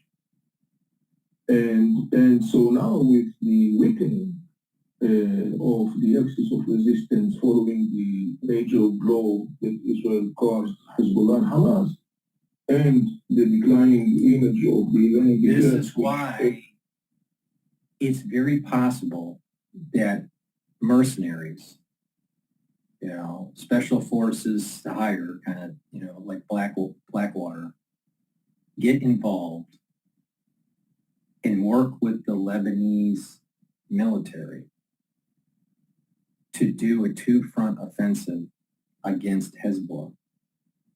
So it's the Israelis and the Lebanese army. Now, it's a theory. It's maybe on the table to actually implement. Who knows? I heard that they're trying to push people away from the coastal area. So it sounds like Israel wants to do a sea invasion by sea and also a land invasion from the south.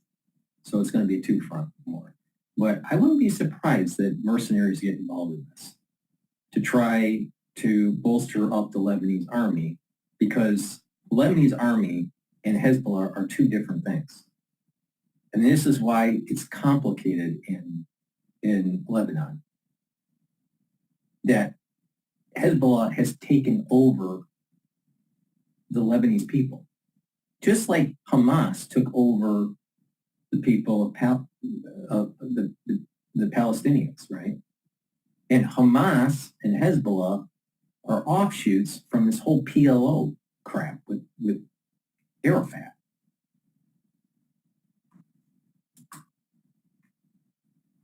It probably will be further declining following an expected Israeli upcoming attack. That will give a backwind to all those factors in Lebanon, in Syria, in Iraq that are basically opposing the Iranian intervention. They want to kick them out or to limit the intervention. So it will be very interesting to see how it will translate on the ground. And so what would be the repercussions of that? If in the Lebanese system we are going to see a new picture where the Hezbollah is not any longer the one that makes the call, where the Lebanese really have the ability to control their life, to decide when do they want to go to war and who do they want to do peace with. Obviously, this is a very dramatic change.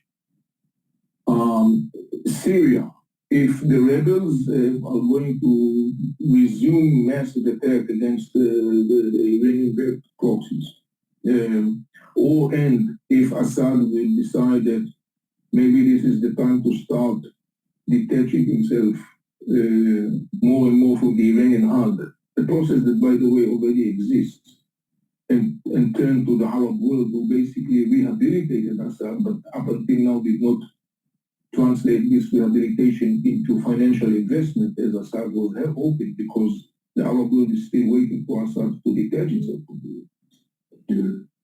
That could be another significant development. In other words, if all those things are going to happen and are going to result in increasing pressure on the Iranians and their proxies, the meaning of that is that the diminishing ability of the Iranians and the proxies to continue to dictate the radical agenda as they have been able to do for the last couple of decades.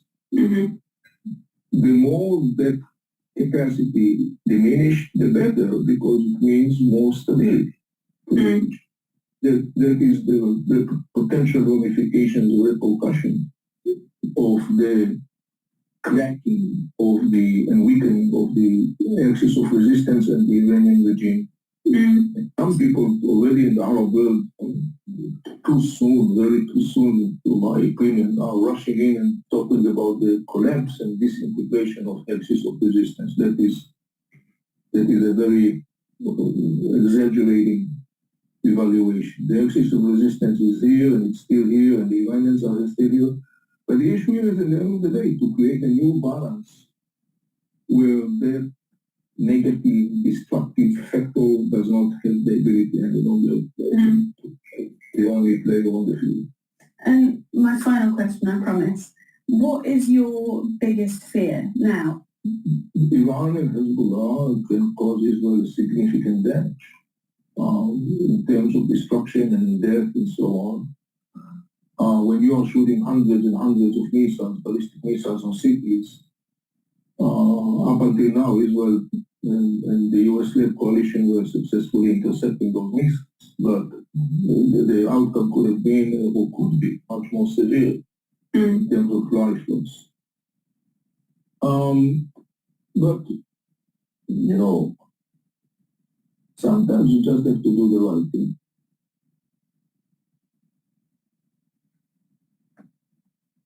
Warning, don't believe the AI trading hype until you watch this entire video. Hi, I'm Lane Mendelsohn. I'm the president of Vantage Point AI. All right, so that I thought that was a good interview, but she was annoying with her. Please go to my store, the-studio-reykjavik.com. Get the digestive enzyme complex. Why? It breaks up carbohydrates, lipids, and proteins. This puts less stress on your pancreas, right? As we get older, we have our pancreas not as active, it's not as robust, and it needs a little bit of help. So digestive enzymes are enzymes that'll break up enzymes that the pancreas would have made, like to break up carbohydrates or proteins or lipids, right? So when you do this, when you take this, you're putting less stress on your pancreas, but you're helping with the absorption. Now, if you work out, this will, by taking this, especially if you're an athlete or semi-pro athlete or a bodybuilder, but if you work out, you'll recover quicker by taking the digestive enzyme complex because you're breaking up the nutrients you need to fuel your muscles again. So please go to my store, the-studio-reykjavik.com, and get the digestive enzyme complex so you put less stress on your pancreas. And in addition, it has bromelain in it. That's fibrinolytic, so it'll help to break up clots. And because of its proteolytic, it will break up glycoproteins. Now, this was important to take during the 2020 crisis. Why? Because it breaks up proteins and it's fibrinolytic. Now do you understand why I kept on saying follow the protocol when you were going through the crisis, in the aftershock of the crisis? So please go to my store, the-studio-reykjavik.com, and get the digestive enzyme complex. Lignans helps to boost up your immune system. How? By lowering inflammation, and it's antioxidant. In addition, it also helps with hormonal health for males and females. Our endocrine system and our immune system are disrupted because of our daily life and the aftershock from the 2020 crisis. We need to boost up our immune system. Take lignans every day. It's a powder. You mix it with food or with water, filtered water. Take it every day. There's a little scooper in here, and you just take it with your food once a day. Good night formula. Really important to get 3 cycles of REM sleep and deep sleep so you consolidate memory, detoxify your body, and be well rested. Take good night formula every day, especially if you are having a problem sleeping. Chronic sleep deprivation can lead to early onset of dementia. And when you're not sleeping properly, your cortisol levels are too damn high, and so your immune system is down. So you get sicker more often, and you age faster. Please please go to my store, the-studio-reykjavik.com, and get the deodorants that I have. I partnered up with Rainbow Herbals, and we have the citrus deodorant, and we have the peppermint lavender and tea tree. This has no aluminum in it, no baking soda in it. It's all natural, ingredients from the Himalayas, and it's a dual-purpose product. You use it as a deodorant, but it also will help to detoxify your body. So please go to my store, the-studio-reykjavik.com, get the deodorants for males and females, use it every day, get a couple bars for your household. So let's see what they're saying about Milton. I love to serve the best governor in the state of Florida and ultimately the people of Florida. Thank you, Governor.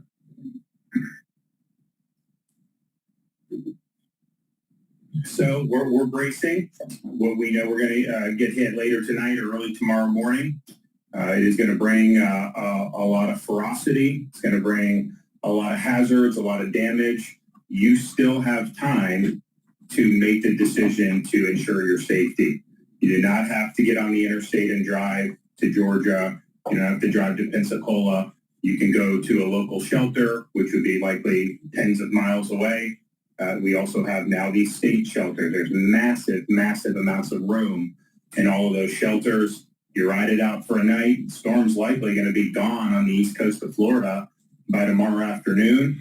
You're going to obviously have first responders and everyone on the scene immediately and doing what they can. But you're going to be able to get back. You're going to be able to resume your life. But just make sure that you're putting yourself in a situation where you can safely weather the storm. So you still have time. Time is running out. If you make that decision now, I think you'll be glad you did. Yep. A lot of people are choosing to stay in Sarasota, Charlotte County. What's your message to those people that are choosing to stay in their homes? Well, if you're not in an evacuation zone, I would imagine there's a lot of population in some of those areas. You know, like Kevin said, if you're going to hunker down like that, you're basically going to be, if you're not in a flood, you're basically going to be concerned about the wind. And this is a strong storm. So if you start to hear popping, if you start to hear trees snapping, you got to treat that like a tornado, and you got to hunker down because you're going to have debris, you're going to have trees, you're going to have things that could potentially fly around and cause a threat to your life. Now, if you are in an evacuation zone, how many freaking hurricanes have happened in Florida? Do they really need to be told that trees are going to fall down? Electric lines are going to be snapped? Really? That's what I'm talking about. We're run by a bunch of idiots, and he's a highly educated Yale guy. Let's jump into Bloomberg here and see what they have to say.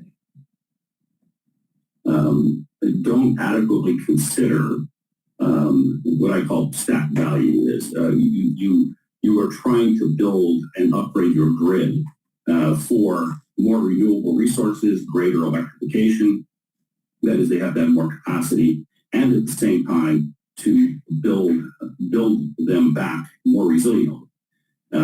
Those two things, when you think about them as a stack value, it becomes more understandable, more digestible.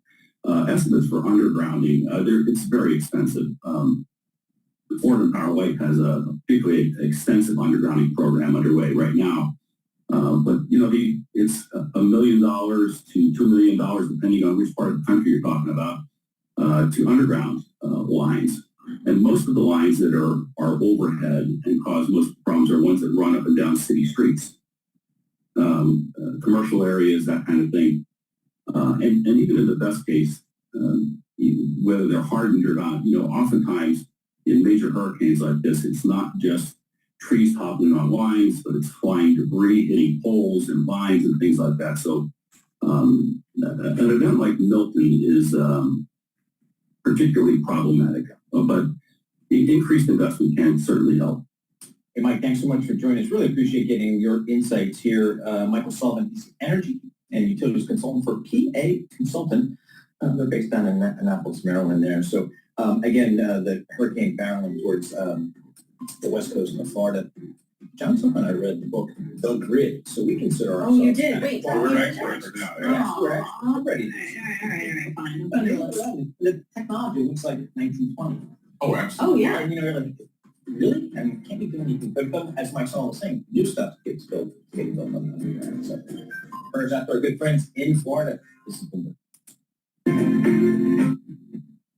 Please go to my store, the-studio-reykjavik.com, and get the nattokinase. This is synergistic with omega-3. What nattokinase does is it helps to break up clots because it's fibrinolytic, but it also helps to bring down LDL levels and increase HDL levels. So it helps with your cardiovascular health. So please take nattokinase every day. I've added this to my protocol. So please, you know, it's important to really focus on cardiovascular health and fitness. All right. Some of the major diseases of the United States: cardiovascular disease, diabetes, and diseases that are related to lifestyle, like pulmonary diseases because of smoking or whatever. By changing your lifestyle and doing proper supplementation, you can improve your health.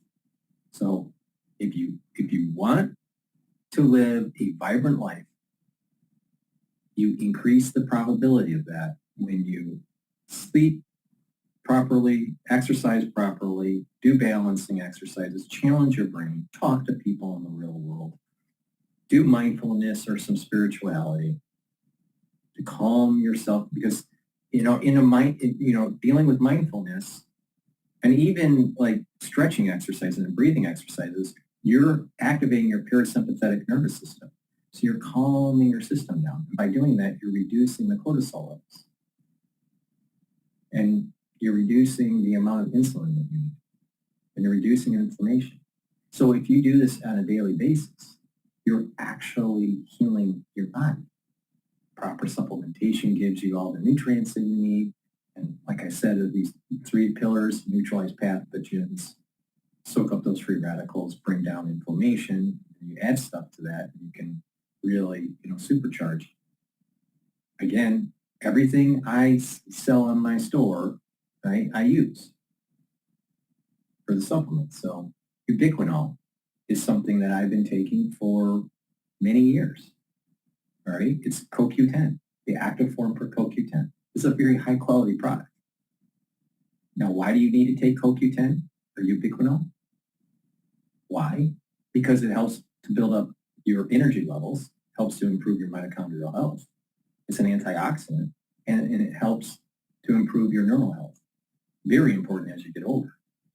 So please, it's synergistic with many of the things that I talk about, such as C60. So please, get the ubiquinol, take it every day. It's a component that has been in my anti-aging protocol for many, many, many years. And, you'll see the benefits too, especially when you stack it. And I tell you how I'm stacking it. So, take it with the C60 or take it with the NAD+.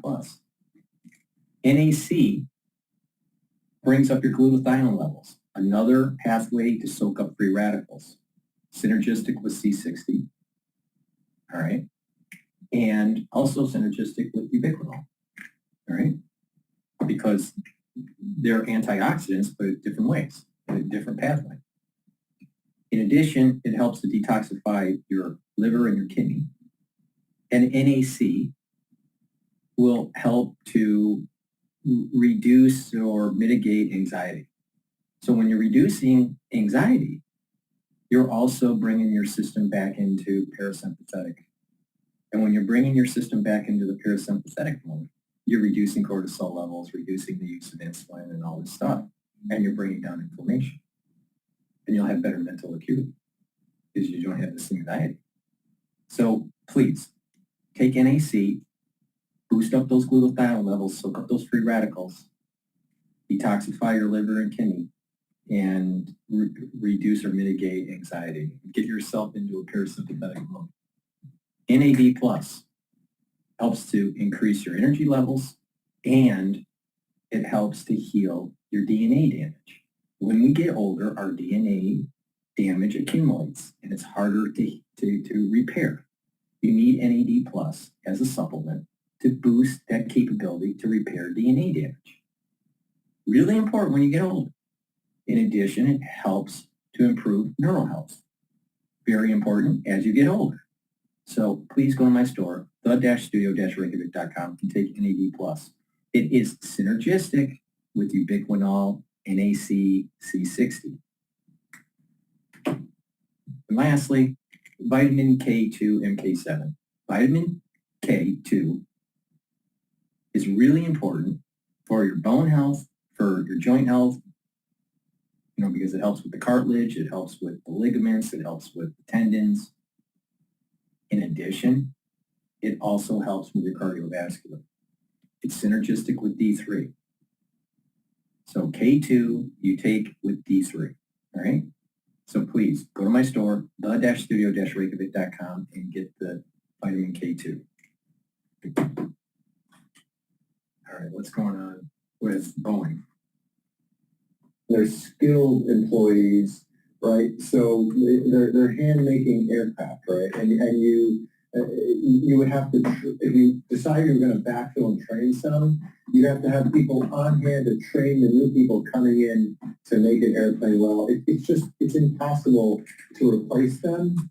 And now I think we're in this game of chicken, right? Where like we talked about previously, Boeing's potentially going to have a downgrade, but look, I think the downgrade doesn't matter as much anyways, right? It's just a credit rating. You can get it back later on.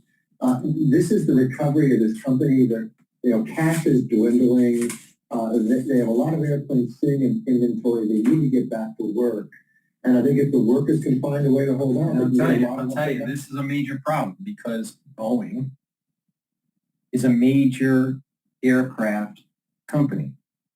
Major manufacturer in the United States and part of a war effort. If they go belly up, you got a problem for your military-industrial complex. All right? Now, yes, the military-industrial complex is, an evil empire, and you know how I feel about the national security state. It needs to be truncated. But we need good manufacturing, especially if we're going to have a war with China. So these strikes and the quality issues that they have is a risk factor on the military prowess of the United States for a war effort. So pay attention. This seems like, oh, it's no big deal. It's just Boeing and strikes and blah, blah, blah. No, it's related to our ability to project ourselves in Asia with a military conflict with China or even a military conflict with Iran. This is a sign that America is weakening. Now, didn't I say that America is being challenged and cursed? Got hurricanes. And some people think that it's, created by the government and blah, blah, blah. I don't know. But the thing is that Americans are being cursed. Now, it can be cursed through means by humans or means by Mother Nature. But it's still being cursed. Because God can intervene and say, I don't really care what the Americans, what humans are doing. I'm going to do this. All right? And if he wants to bless you, he'll bless you. If he wants to curse you, he'll curse you. It's really simple. All right? So a lot of bad things are happening, especially right before the election. And remember what I said about the election. When you have leaders of countries, there's a special soul root that they get. So, and these soul roots battle in an upper level. There's different levels of the world or universes. All right. And so we have our universe, but there's a universe above this one. Right. These souls of Trump and Harris are battling each other. All right. And what happens, we don't know yet. We'll see. So there's a battling of the souls, and there's a curse that's coming down on the U.S. And you got these pressure points. the amount of devastation will take years to fix. It took years for Sandy to be fixed in New York, all right? Because it was not just New York City, but it was also upstate and also, New Jersey and parts of Connecticut. But it took years. You had buildings being retrofitted and fixed up after Sandy that took years. You had these generators, outside providing power generation and also heaters, like sometimes the boilers were destroyed that were in the basement of some of these buildings. So you had, kind of like a heating and cooling unit that was outside for years. So you had an electrical system and a heating and cooling system that was outside of the building in these trailers for years. For some buildings, not every building, but definitely in areas that were Zone A where there were floods. So it will take years for this to be fixed up. And so it's going to affect the GDP. It's going to affect the economy, right? Now, there will be some rebuild that helps the economy out, but there are going to be many people that can't rebuild for various reasons. There's a curse. Wake up, guys. Wake up. I'm not wrong on this. I'm not wrong on this. And you're starting to see another curse with the military-industrial complex. The viability of Boeing is a big deal. Big deal. Wake up. Americans are getting cursed. Please go to my store, the-studio-reykjavik.com, and get the zeolite. Zeolite helps to detoxify your body. It detoxifies your body from heavy metals, chemicals, toxins. It's a negatively charged molecule. Zeolite is a negatively charged molecule that attaches to positively charged heavy metals, toxins, chemicals. All right. So when you have toxins in your body and they start to metabolize, they start to have a charge. All right. So what happens is that this zeolite will attach to that positively charged toxin, and then it'll allow you to excrete it out in about 6 to 8 hours. Now, you can take zeolite every day throughout the whole year, or some people just detoxify their body once or twice a year. It's up to you. If you're going to do it every day as like a maintenance, then what you do is just take a couple drops underneath your tongue, drink it with filtered water, and you're good to go all year round. If you're detoxing like once or twice a year, then take a few drops underneath your tongue, drink the filtered water until you use up the bottle. Do that once or twice a year. It's up to you, all right? But you can take this all year round. Now, what's important here is that you need to stop ingesting the poisonous foods and the poisonous water that's in our environment, all right? Filter your water. The water has many chemicals and toxins and heavy metals that are bad for your body. So filter your water. Now, what I do is I use a 5-level filtration system called Zero Water. I've been doing that for 2 decades. So please make sure that you filter your water. Extremely important. Then the next step is stop eating processed foods and bad quality food. Then start detoxifying your body. There are many ways to detoxify your body through colon cleanses and taking things like zeolite. By taking zeolite, it's going to soak up those toxins, heavy metals and chemicals, and you'll be able to urinate them out. And you have stopped the ingestion of these things. Now, there are some chemicals you may be breathing in or that may be in your cooking wear or on your clothing you're always going to be exposed to somehow, some way. Well, if you just radically reduce your intake of these chemicals, then what will happen is that your body is going to be filtering it out with the zeolite. You're not ingesting as many, so the concentration of these chemicals and toxins will start to diminish over time in your body. And what you'll notice is that your endocrine system is going to start to go up. Your endocrine system is going to be better, and your immune system is going to get better. You're going to feel healthier and have more energy. You're going to have less free radicals because of these toxins you're getting out of your body. Will you get all toxins out of your body? No. But you can radically diminish the concentrations by filtering your water and eating properly, eating high quality food, and doing detoxification methods like taking zeolite and colon cleanses. All right. So it's really important now for individuals, especially if you're elderly and you're taking medication. If you're taking medication, talk to your doctor first and tell them that you are thinking about detoxifying and getting heavy metals and chemicals out of your body. And you're thinking about taking zeolite to be able to bind these toxins. Your doctor is probably going to have to increase your dosage because zeolite might bind to depends on the medication, but it might bind to your medication and bring down your concentration levels. So the doctor might have to increase your concentration levels to have a better baseline, a baseline concentration level. So, or an adequate concentration level.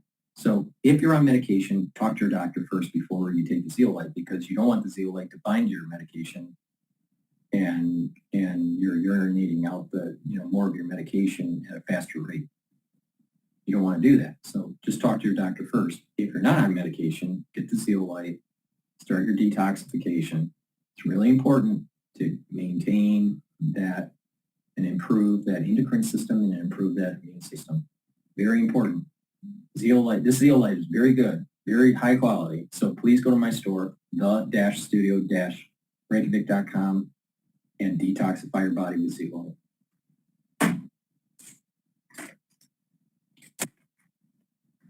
C60 is a very potent antioxidant. I've been talking about it throughout these different videos. You can get it in extra virgin olive oil, MCT coconut oil, which is the one I have in my hand, or in avocado oil, in a 2 ounce, a 4 ounce, or an 8 ounce configuration.